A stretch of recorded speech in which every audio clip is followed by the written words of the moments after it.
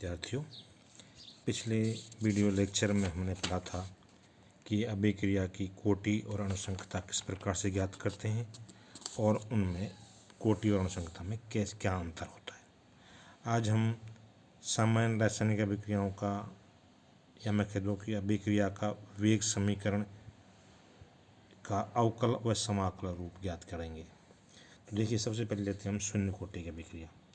तो शून्य कोटि की अभिक्रिया से तात्पर्य क्या है? तो ऐसी अभिक्रियाएं हैं जिनमें अभिक्रिया का वेग क्रिया करने वाले अणुओं की सांद्रता पर निर्भर नहीं करता, अर्थात अभिकारक की प्रारंभिक सांद्रता के शून्य घात के समानुपाती होता है। उन्हें हम शून्य कोटि अभिक्रिया कहते हैं। ऐसी अभिक्रियाओं में अभिकारक की सांद्रता में कोई परिवर्तन नहीं होता है, जबकि उत्पाद की सांद्रता बढ़ती जाती है। इसको हम निम्न प्रकार से भी व्यक्त कर सकते हैं कि हम कोई सामान्य अभिक्रिया लें, A is equal to product, जहाँ पर K0 हमारा क्या है, रेट कांस्टेंट है। इसके लिए यदि हम अवकल समीकरण निकालें तो इसका हम dx अपॉन dt, या मैं कह दूँ minus dA upon dt is proportional to A की पावर कैपिटल A की पावर 0, और इसको कह सकते हैं हम K0 minus dA upon dt is equal to K0 multiplied CA की पावर 0, और हम कह सकते हैं कि minus dA upon dt is equal to K0। और यहाँ पर अगर हम इसको dx अपॉन dt के रूप में लिखें तो यहाँ पर हमारा अभिक्रिया का वेग dx upon dt is equal to K0 हो जाएगा। ये हमारी इस अभिक्रिया की अवकल समीकरण कहलाएगी। और यहाँ पर जो अभिक्रिया का वेग है वो स्थिरांक के बराबर होता है, अर्थात शून्य कोटि अभिक्रियाओं में वेग नियतांक, इस शून्य कोटि अभिक्रियाओं के लिए K0 को हम क्या कहेंगे, वेग नियतांक या वेग स्थिरांक कहते हैं। इस समीकरण जो हमारी dx upon dt is equal to 0 है, इसको यदि हम निम्न प्रकार लिखें कि dx is equal to K0 into dt, जिसको हम समीकरण नंबर 5 कहते हैं, और इस समीकरण का हम कर दें समाकलन, यानी कि dx समाकलन of dx is equal to K0 into समाकलन ऑफ dt। K0 हमारा कांस्टेंट है, तो dx का समाकलन x is equal to K0 constant और dt का K t और प्लस c, यहाँ पे c समाकलन स्थिरांक। अब इस जो हमारा समीकरण नंबर 6 हमें जो प्राप्त होती है, यदि इसमें हम ये कंडीशन लगाए कि when t is equal to 0 what will be x, तो x इज आल्सो 0, यानी कि जब t इज इक्वल टू 0 होगा तो x इज इक्वल टू भी 0 होगा। ये कंडीशन हम रखें इसमें, तो यहाँ पे हमें C0 इज इक्वल टू 0 प्राप्त होता है, C इज इक्वल टू 0 प्राप्त होता है, यानी जो हमारा समाकलन स्थिरांक है उसका मान 0 प्राप्त होता है। तो उस स्थिति में हमारी समीकरण क्या बन जाएगी, x is equal to K0t, और यहाँ से हम K0 की, जो कि हमारा समाकलन स्थिरांक कहलाता है, जो कि वेग नियतांक कहलाता है, उसकी वैल्यू निकाल लेते हैं हम, K0 is equal to x upon t. ये हमारी शून्य कोटि की अभिक्रिया के लिए समाकलित वेग समीकरण है, जबकि समीकरण नंबर 4 इसका अवकलित रूप था। इस प्रकार शून्य कोटि अभिक्रियाओं के वेग समीकरण का समाकलित रूप हम प्राप्त कर सकते हैं। अब हम शून्य कोटि की जो अभिक्रिया है उसको ग्राफ से किस प्रकार दर्शाएं, तो यदि हम ग्राफ प्लॉट कर दें x वर्सेज t में, यानी कि जो x प्रोडक्ट की मात्रा है उसमें और टाइम में, तो उत्पाद की सांद्रता व समय के बीच ग्राफ खींचें तो हमें ओरिजिन से पास होती हुई एक सीधी रेखा मिलेगी, और इसको हम ग्राफ द्वारा, यानी ग्राफ द्वारा रिप्रेजेंट कर सकते हैं। अब हम शून्य कोटि की अभिक्रिया के लिए हाफ लाइफ कैसे निकालेंगे, तो देखिए, अर्ध आयु वह समय है जिसमें अभिकारक का आधा भाग उत्पाद में परिवर्तित हो जाता है, यानी कि जिसमें रिएक्टेंट का जो आधा पार्ट है वो किसमें कन्वर्ट हो जाए, उत्पाद में। इसे हम स्मॉल टी हाफ से रिप्रेजेंट करते हैं, अर्थात, या मैं कहूँ इसको, इसमें टी 0.5 द्वारा भी रिप्रेजेंट कर सकते हैं। यदि प्रारंभिक सांद्रता A हो तो t हाफ समय पर अभिकारक A की सांद्रता A/2 में परिवर्तित हो जाएगी। यानी कि हमारा कहने का तात्पर्य है कि t½ समय में जो सांद्रता स्मॉल a थी वो कितनी रह जाएगी, हमारी A/2 रह जाएगी।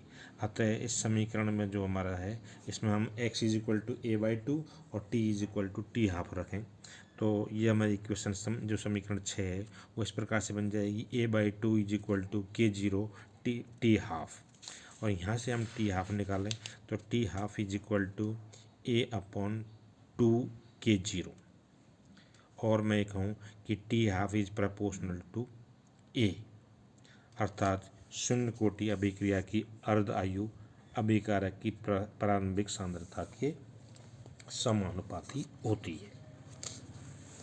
तो इस प्रकार से हम इसके लिए t½ की वैल्यू निकाल सकते हैं। अब शून्य कोटि अभिक्रिया के लिए जो हमारा वेग नियतांक K0 आया था उसका मात्रक क्या होगा, तो देखिएगा यहाँ पर जब हमने उसमें जो कोटि और अणुसंख्यता ज्ञात की तो कोटि ज्ञात करने के लिए जब इनका मात्रक निकाले थे इनके, तो उस स्थिति में हमारा वहाँ जो मात्रक था उसमें small a plus small b plus small c ये हमारे reactant capital A, capital B और कैपिटल C की क्या थी, मोलों में संख्या थी। अब यहाँ पे क्योंकि हम मोल का जिनको हम पावर में ले गए थे तो यहाँ पे हमारा a plus b plus c = क्या हो जाएगा, हमारा 0 हो जाएगा। तो उस स्थिति में हमारे जो K0 की वैल्यू आई थी वो आएगी हमारे मोल अपॉन लीटर इंटू समय इनवर्स, यानी कि मोल लीटर इनवर्स समय इनवर्स।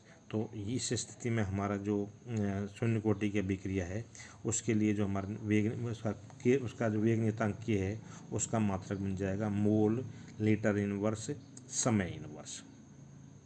तो ये इसका मात्रक होगा।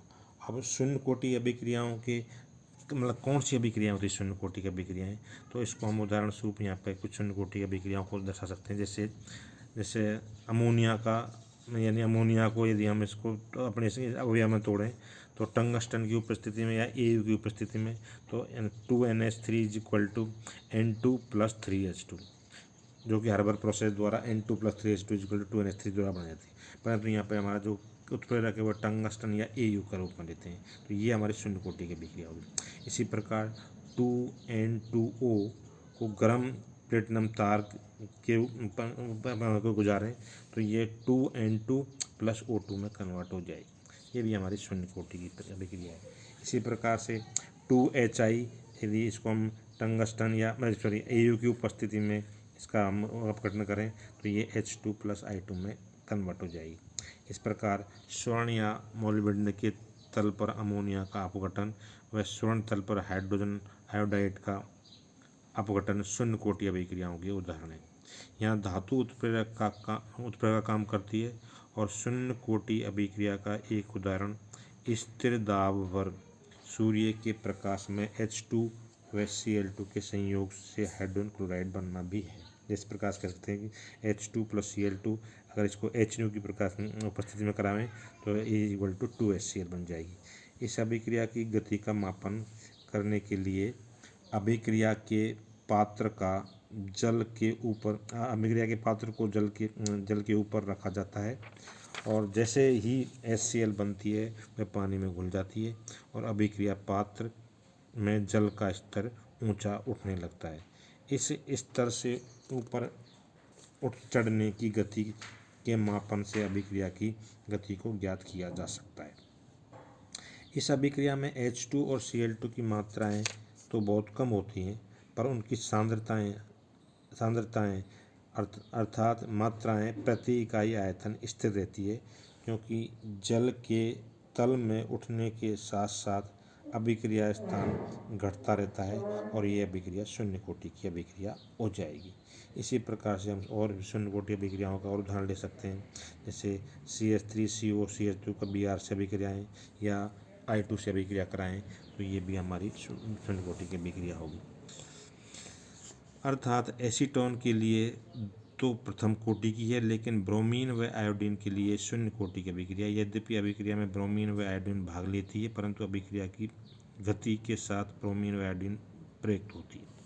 तो इस प्रकार से हम किसी भी अभिक्रिया यानी शून्य कोटि की अभिक्रियाओं का उदाहरण स्वरूप ले सकते हैं।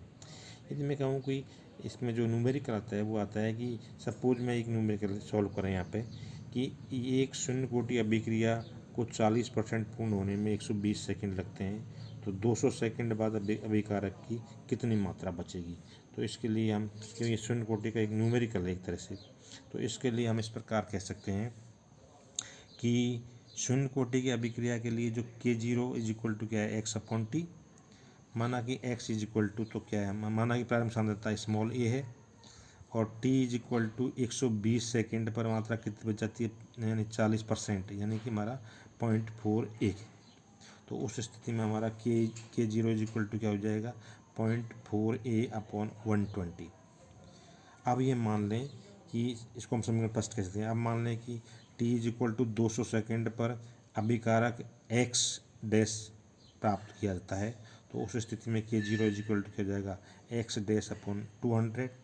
ये समीकरण नंबर 2 करें। इन दोनों समीकरणों को हम यानी फर्स्ट ऑर्डर तुलना करें तो x dash is equal to 0.4a/120, और यहाँ से x डैश का मान निकालें हम तो 2a/3 हो जाएगा। अतः बची हुई मात्रा जो हमारी होगी वो क्या होगी, a माइनस एक्स डैश होगी, अर्थात a माइनस एक्स डैश कितना है हमारा, 2a/3। तो उस स्थिति में हमारा बची हुई मात्रा 1/3a रह जाएगी, और इस प्रकार से प्रारंभिक सांद्रता का 1/3 भाग ही शेष बचेगा।